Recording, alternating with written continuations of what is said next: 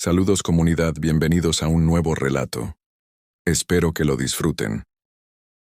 Nunca he contado esto completo, porque la neta nadie me lo creería, pero ya no puedo seguir cargando con lo que vi.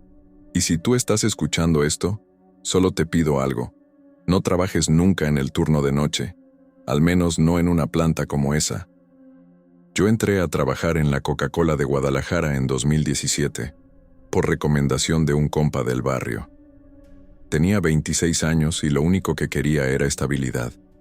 No me importaba el calor, el ruido, ni las horas de pie. Mientras me pagaran puntual, yo aguantaba lo que fuera. Me asignaron al área de embotellado nocturno, turno de 10 de la noche a 6 de la mañana. Ahí conocí a don Raúl, mi supervisor, un tipo callado, de unos 50 y tantos, con una mirada que, no sé cómo explicarte, como si te observara más de lo que debía. Era de esos hombres que no levantan la voz, pero con solo verte te hacen sentir incómodo. La primera semana fue tranquila. Me enseñaron cómo calibrar las llenadoras, cómo limpiar las mangueras de jarabe, cómo revisar las botellas rotas. Todo normal. Pero ya desde el segundo día empecé a notar cosas raras. Por ejemplo, justo a las 3:12 de la mañana, siempre se escuchaba un golpe seco proveniente del fondo del almacén viejo, donde ya no trabajaba nadie. Era como si alguien dejara caer un palet lleno de botellas, o como si arrastraran metal. Los otros empleados me dijeron que no hiciera caso, que era el aire o el cambio de temperatura, pero eso no era aire, carnal, era algo más. Una noche, fui con mi compañero Víctor a revisar una falla en la banda transportadora. Mientras él abría la tapa del motor, yo sentí que alguien me tocó el hombro. Volteé creyendo que era otro técnico, pero no había nadie. Solo la línea de botellas moviéndose lentamente. Iluminada por las luces rojas de emergencia, le conté a Víctor y se rió, pero le temblaba la mano. Me dijo, «Tú también ya lo sentiste, ¿verdad?» Ahí fue cuando supe que no era el único. Esa planta tenía historia. Una historia que nadie contaba en voz alta.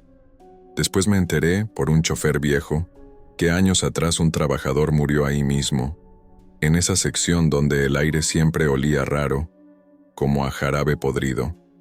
Dicen que quedó atrapado entre las llenadoras, que nadie lo escuchó gritar porque el ruido de las máquinas era tan fuerte que tapó todo. Pero eso no era lo peor.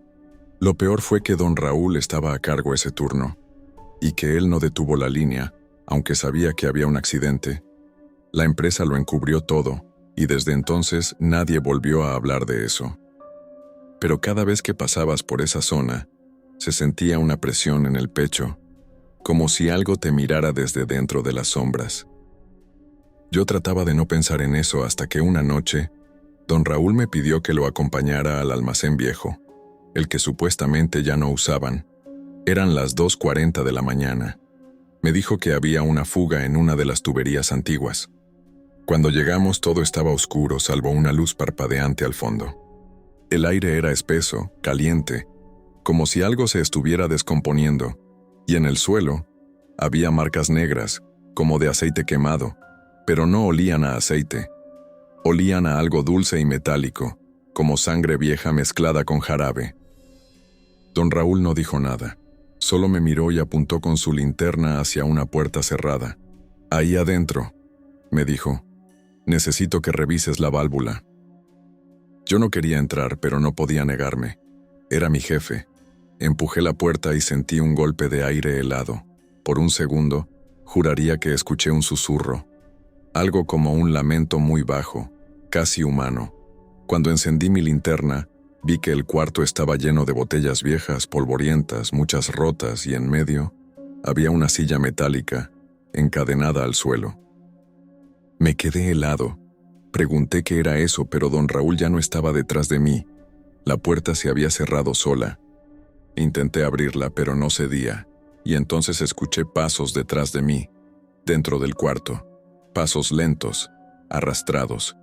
Volteé la linterna, pero no había nadie. Solo sombras moviéndose entre las botellas y una respiración fuerte, pesada, justo detrás de mi cuello. Salí de ahí como pude. Cuando abrí la puerta, don Raúl estaba ahí mirándome con una calma antinatural. No preguntó nada, solo dijo, «Ya viste, ¿verdad?», y sonrió. A partir de esa noche, las cosas se volvieron peores. El ruido de los golpes a las 3:12 ya no eran solo golpes. Ahora se escuchaban gritos apagados como si alguien pidiera ayuda desde dentro de las máquinas.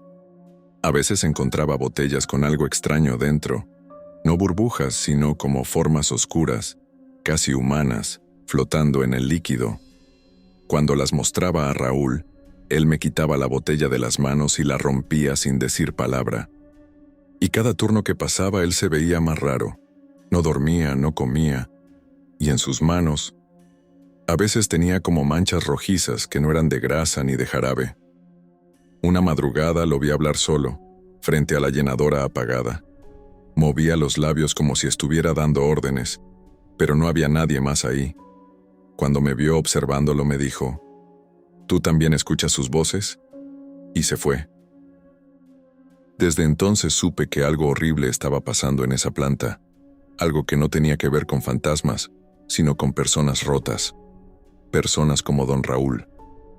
A veces pienso que lo que se siente en ese lugar no es un espíritu, sino la culpa de todos los que vimos, callamos y seguimos trabajando. Porque sí, había más como yo, gente que escuchaba cosas, que veía sombras, que encontraba botellas deformes, y todos decíamos lo mismo. No digas nada. Si hablas, te corren. Pero la noche en que decidí renunciar, fue la peor de todas. Esa noche vi lo que de verdad estaba haciendo don Raúl en el almacén viejo. Y créeme, después de eso, ya no pude volver a dormir.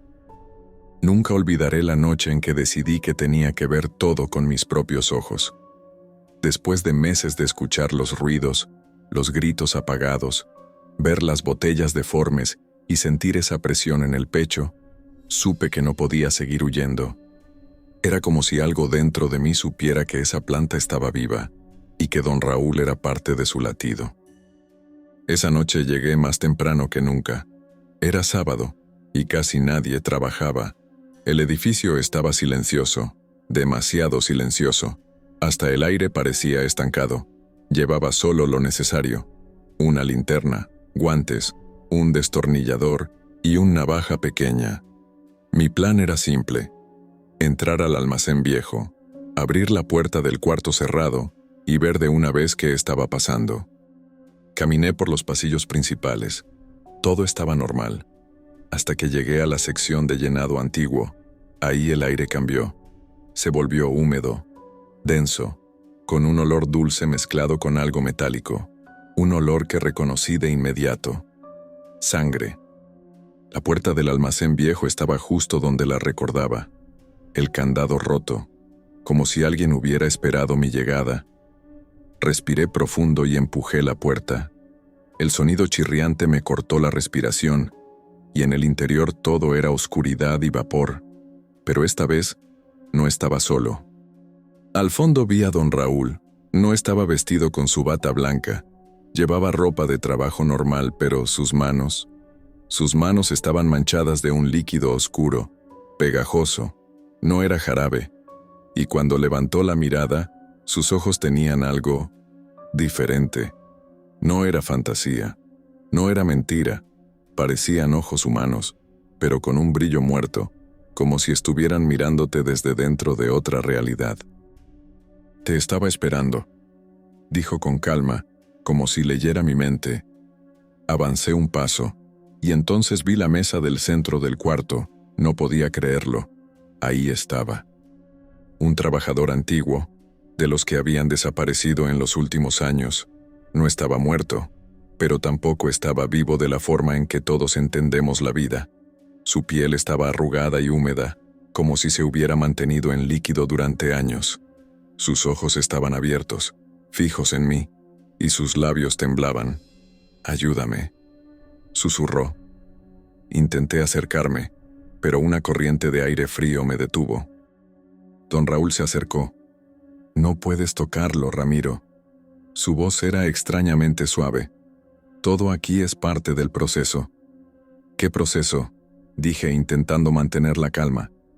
Esto no puede ser real. Él sonrió. Créeme, lo es. Pero, ¿cómo? No podía entender nada. ¿Qué es esto? Me explicó, con esa calma que me ponía la piel de gallina, que la planta no funcionaba solo con jarabe y gas, que los accidentes, las desapariciones y los ruidos extraños no eran errores, eran parte de la producción. La planta necesita algo más que azúcar y agua. Necesita vida. Su sonrisa se volvió más torcida. ¿Vida? Sí, vida humana. Todo lo que se pierde aquí vuelve transformado. La sangre, la piel, incluso el miedo. Todo se mezcla en el proceso y garantiza que la bebida tenga calidad máxima. Quedé paralizado. Era imposible.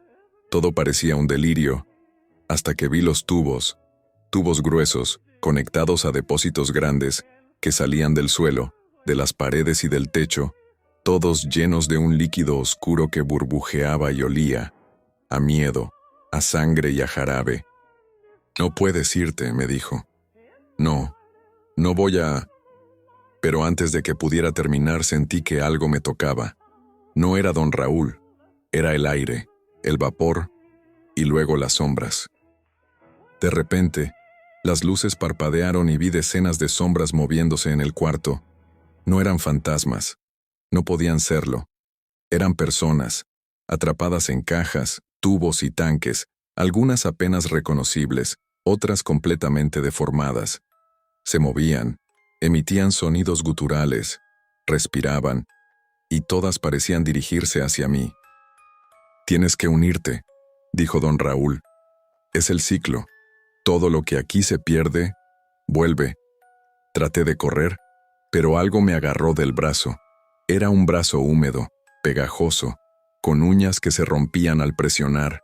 Me arrastró hacia uno de los depósitos. Sentí un dolor profundo, como si algo intentara entrar en mi cuerpo a través de la piel. Grité, forcejé, pero estaba solo. Nadie más podía ayudarme. Entonces lo vi.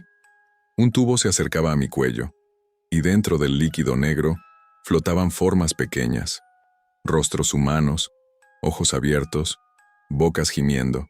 El aire olía a hierro, azúcar y carne quemada. Don Raúl estaba frente a mí, con las manos levantadas. «Es tu turno, Ramiro, no puedes escapar». Y justo cuando pensé que todo había terminado, algo dentro de mí reaccionó. El brazo que me sostenía se soltó, y me dejé caer hacia atrás. Me arrastré por el piso, tropecé con botellas, con charcos de líquido, hasta que salí por la puerta del almacén viejo. No sé cómo llegué a la salida de la planta. Recuerdo abrir la puerta principal y sentir el aire frío de la madrugada en mi cara. Nunca miré atrás. Al día siguiente, cuando regresé para hablar con Recursos Humanos, me dijeron que don Raúl había renunciado hacía semanas, que la planta estaba siendo inspeccionada, pero nadie me preguntó qué había visto. Nadie podía o quería hablar de los incidentes del almacén viejo. Parecía que todo había sido borrado, pero yo lo sabía. Y lo peor es que la sensación no se fue. A veces, cuando abro una botella de Coca-Cola, siento el mismo olor, dulce, metálico y húmedo, y me pregunto, ¿cuánto de lo que estoy tomando pasó realmente por esa planta? Desde esa noche, la mancha en mi cuello nunca desapareció. Siento que algo vive dentro de mí, algo que se mueve con cada latido, un recordatorio de que todo lo que allí se pierde, vuelve, y no hay manera de escapar.